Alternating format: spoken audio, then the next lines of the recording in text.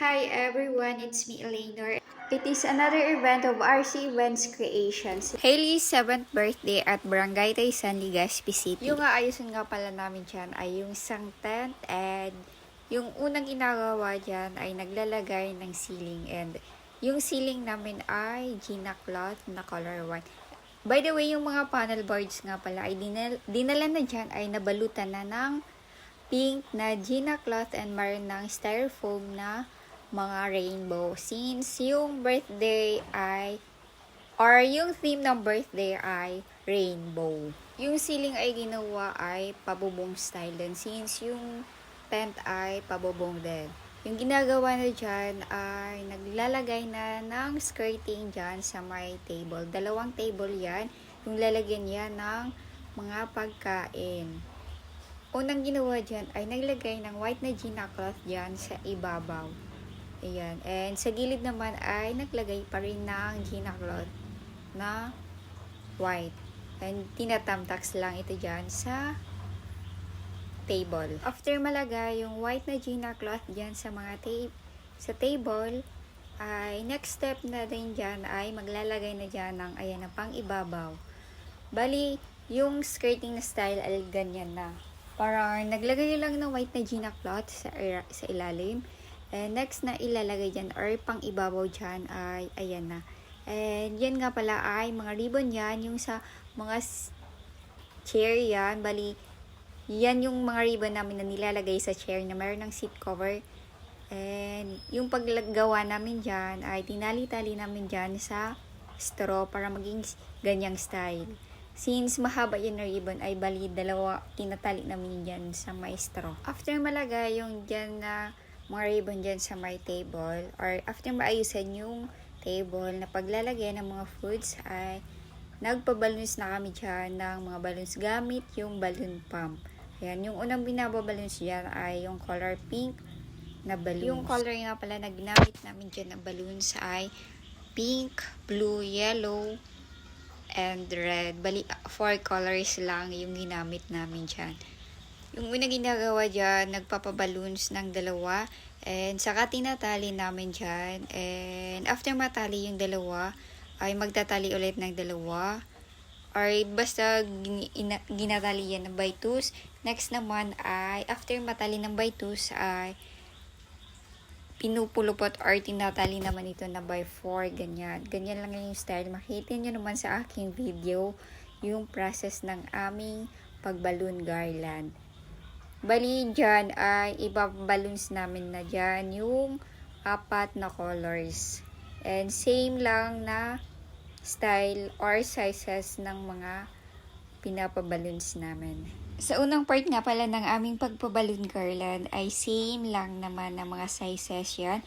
And into one na group ay 4 na balloons yung nilalagay namin dyan. After magawa namin yung unang step ng pagpa-balloons namin or yung same sizes yan and nag-group na namin to 4 ay iba-balloon garland na namin yan. Ayan, makita nyo naman sa aking video yung process ng aming or way ng aming pag-balloon garland. Bali, straw lang yung ginagamit namin. Manipis yan na straw and nilalagay na dyan yung mga balloons na dapat ilagay. Ayan, bali alternate yan. Una pink, sunod blue, yellow, red, blue naman, basta alternate yan. Ayan, sinusukat na dyan sa panel board or sa paglalagyan ng balloons.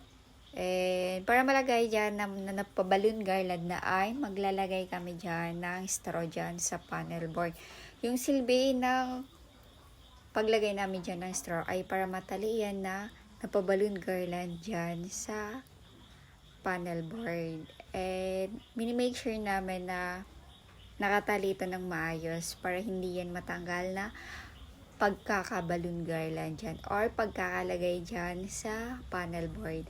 Lahat yan na panel board ay lalagyan yan ng balloon. Yung paglagay nga pala namin dyan ay same lang naman. Bali, maglalagay dyan sa mga panel board ng straw gamit yung gun talker. And make sure naman hindi yan natatanggal basta talaga dyan sa panel board. Ayun nga, maglalagay ng straw dyan sa panel board para matali yung mga napaballoon garland na dyan. And yun nga, after mapabalon garland, yun nga, itatali na dyan sa panel board. And after matali ay naglalagay na ng pang-accent na balloon. If hindi pa talaga yun yung final na look, yung ilalagay na first na napabalon garland, bali maglalagay pa dyan ng mga accent na balloon. Ayan yung maliliit. And yun nga, hindi ko na videohan yung pagpaballoons namin ng maliliit na ayun. And yung pag-group namin sa maliliit na balloons ay 4 din. Ayan. And same sizes lang, small sizes lang. And para malagayan na pang-accent ay naglalagay kami ng rubber band dyan sa balloons. And yun nga, after malagay yung rubber band ay syempre pinapasok na dyan sa malaking balloons.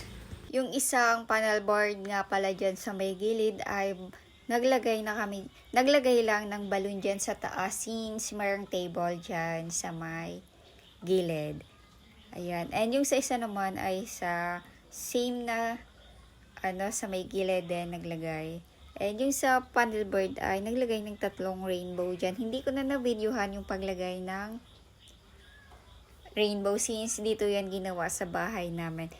And naglagay pa pala dyan ng balloons dyan sa taas.